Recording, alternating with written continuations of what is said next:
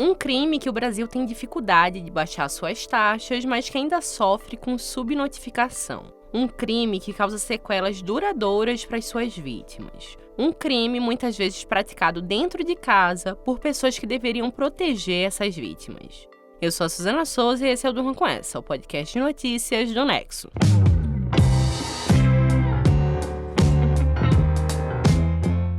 Olá, eu sou a Aline Pellegrini e tô aqui com a Suzana para apresentar esse podcast que vai ao ar de segunda a sexta, todo começo de noite, sempre com notícias que podem continuar a ecoar por aí.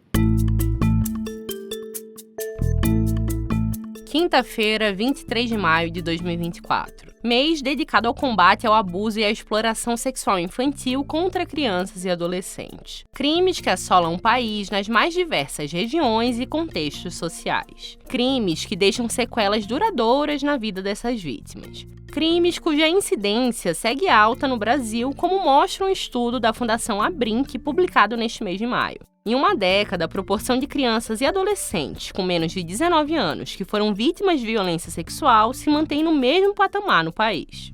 O estudo mostra que, de 2012 a 2022, em média, 74% das notificações de abuso sexual envolveram crianças e adolescentes. A Abrinq analisou dados do SINAM, que é o Sistema de Informação de Agravos de Notificação do Ministério da Saúde. Esse sistema monitora, entre outros, a violência sexual. A fundação usa a idade de 19 anos para arredondar os dados, já que é considerado adolescente quem tem até 18 anos e 364 dias. O estudo da Abrinq aponta que as notificações ao SINAM sobre violência sexual aumentaram 161% de 2012 a 2022. Em 2012, foram feitas cerca de 17 mil notificações de violência sexual de crianças e adolescentes de até 19 anos. Em 2022, foram mais de 45 mil. A pesquisa calculou a proporção entre o número geral de notificações de violência sexual com as notificações de casos de violência sexual entre crianças e adolescentes. O que se manteve estável, portanto, foi a proporção desses menores de 19 anos vítimas de abusos. O único período da série com queda nas notificações foi entre 2019 e 2020. Segundo a análise, a pandemia de Covid-19 é a principal explicação por causa da redução dos serviços públicos para denúncias e a necessidade do isolamento social. Mas a subida das notificações ano a ano pode ser lida de maneira positiva, porque significa que mais denúncias estão sendo feitas num país onde a subnotificação historicamente é um problema. Foi isso que explicou ao Nexo a advogada Luciana Temer, que é professora de Direito Constitucional e presidente do Instituto Liberta, uma organização que se dedica ao enfrentamento da violência sexual contra crianças e adolescentes. Só que esse aumento, na minha leitura, na nossa leitura, no que tange a essa violência intrafamiliar, esse aumento é a boa notícia, porque para nós o aumento do número de registros significa a tirada da invisibilidade desta violência.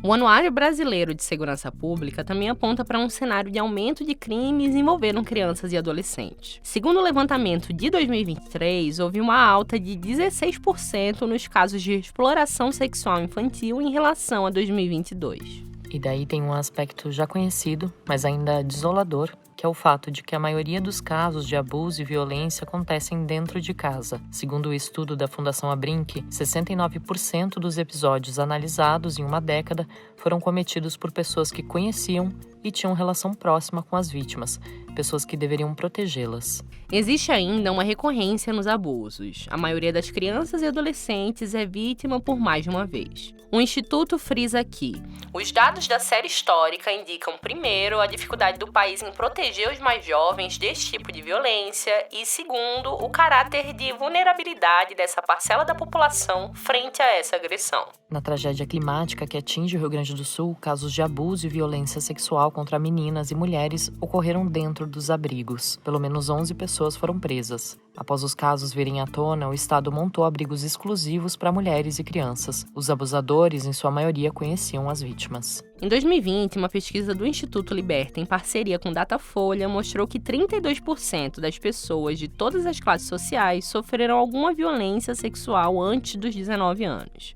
Desse total, apenas 11% denunciaram.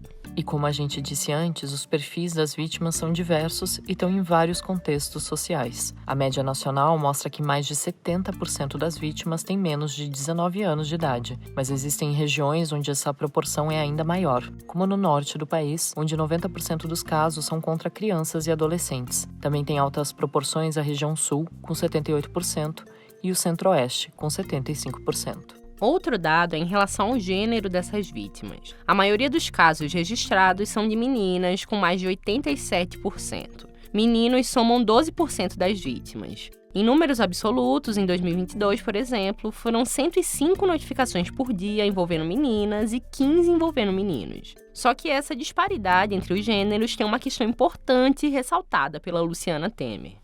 O que traz uma lógica também para nós, bem importante para refletir, que é crianças são objetos, não é? E que pertencem às famílias e às pessoas. Então eu faço com a criança o que eu quiser. Né? Uhum. E aí você tem o menino, eu tenho uma convicção absoluta de que, apesar do número de violência ser maior contra meninas, o número de registro de meninos é ainda mais subnotificado do que o de meninas. Justamente porque nós somos um país machista e que quando um menino sofre um abuso por parte de um homem, a masculinidade dele passa a ser questionável. Uhum. Né? E a família não quer isto. Uhum. Então, o silêncio é ainda maior. Então, veja, a gente está falando de uma cultura permissiva. E o silêncio, ele perpetua esta violência. Um outro dado da pesquisa da Fundação Abrinq é em relação à raça e cor das crianças e adolescentes vítimas de abuso. Os pretos e pardos correspondem a cerca de 57% das vítimas, enquanto os brancos e amarelos são 35%. A líder de programas e projetos sociais da instituição, a Micheline Antunes, afirmou ao Nexo que esse dado escancara o racismo estrutural brasileiro. E para ela, além do racismo, os dados gerais, sem recortes por raça ou gênero, deixam claro que existe uma falha do Estado brasileiro na proteção de crianças e adolescentes, embora seja um tema complexo de se tratar por conta da dimensão intrafamiliar.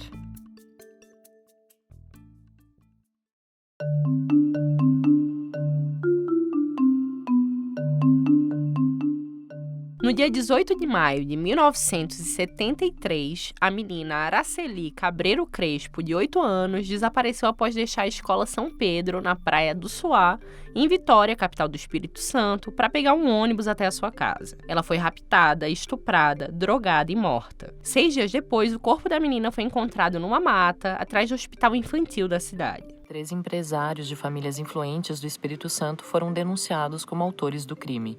Paulo Elau, Dante Brito Michelini e seu pai, Dante de Barros Michelini.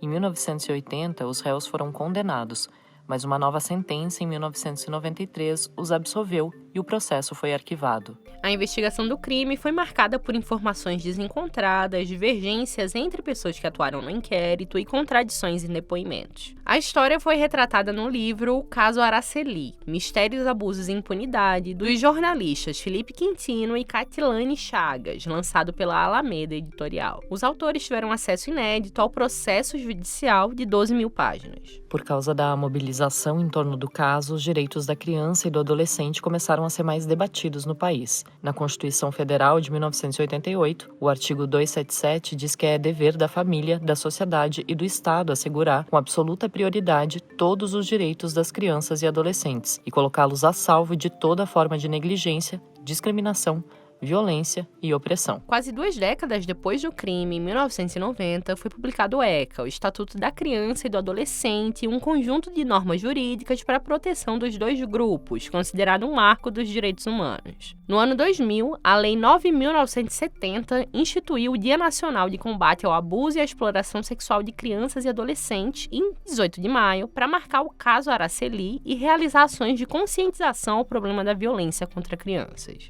Desde 2022, o mês de maio se transformou no Maio Laranja, com o intuito de estender ações de combate à violência sexual para todo o mês. Ações essas que, em sua grande maioria, são de conscientização para a identificação desses crimes. Micheline Antunes, da Fundação Abrinq, afirmou ao Nexo que um dos pontos principais é que exista a compreensão de que a violência e o abuso sexual muitas vezes acontecem de forma não violenta, em uma forma de sedução e aproximação com a criança e o adolescente, a partir do desconhecimento e da vulnerabilidade deles. É importante, portanto, que haja diálogo para que as crianças e adolescentes entendam que há algo de errado e comuniquem para as pessoas de confiança. Livros e filmes que despertam desconforto e percepções de coisas que não devem ocorrer são boas maneiras de tratar com crianças sobre o assunto, segundo a Luciana Temer, sem a necessidade de falar diretamente sobre sexo ou violência. No caso de adolescentes, conversas francas são mais eficazes. Do lado dos cuidadores, é importante reconhecer os sinais emitidos pela vítima. Segundo a Fundação Abrinq, é preciso ficar atento a mudanças comportamentais repentinas e alteração no rendimento escolar, além de conhecimento e atitudes sexuais incompatíveis com a idade, hematomas e automutilação, infecções urinárias recorrentes ou infecções sexualmente transmissíveis. Outros sinais, como distúrbios de sono, transtornos alimentares e masturbação frequente e compulsiva, também podem indicar relação com abuso. O canal oficial para denunciar violência sexual contra crianças e adolescentes é o Disque 100. Também é possível procurar equipamentos da cidade, como o Conselho Tutelar, a Vara da Infância e da Juventude, o Ministério Público, o CRAS, o Centro de Referência de Assistência Social, ou a Polícia Militar. O Durma com Essa volta já.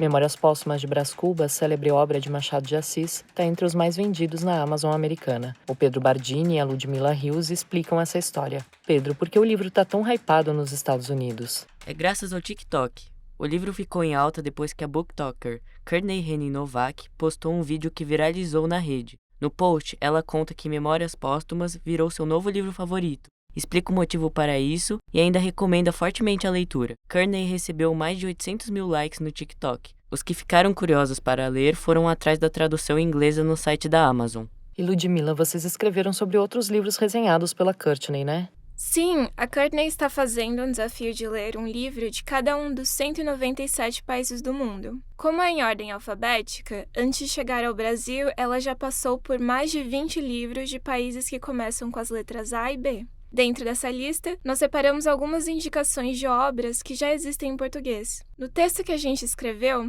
você encontra desde títulos do leste centro-europeu até da região do Caribe, América do Sul e África. Dentre os autores, 2 são premiados pelo Nobel de Literatura e um é ganhador do Prêmio Camões, maior condecoração atual para escritores de língua portuguesa. É um material interessante para quem gosta de conhecer obras de lugares e culturas diferentes. Você pode ler o texto completo do Pedro e da Ludmila em nexojornal.com.br.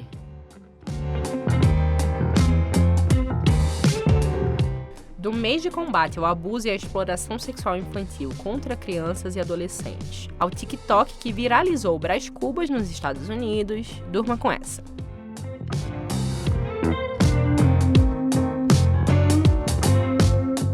Com roteiro, produção e apresentação de Suzana Souza, roteiro de Isadora Rupi, apresentação e edição de texto de Aline Pellegrini, participação de Pedro Bardini e Ludmila Rios, produção de arte de Lucas Neopman e edição de áudio de Bruno Bimbati, termina aqui mais um Durma com Essa. Amanhã é dia de extratos da semana, quando a gente traz para você um resumo das principais notícias dos últimos dias. Até!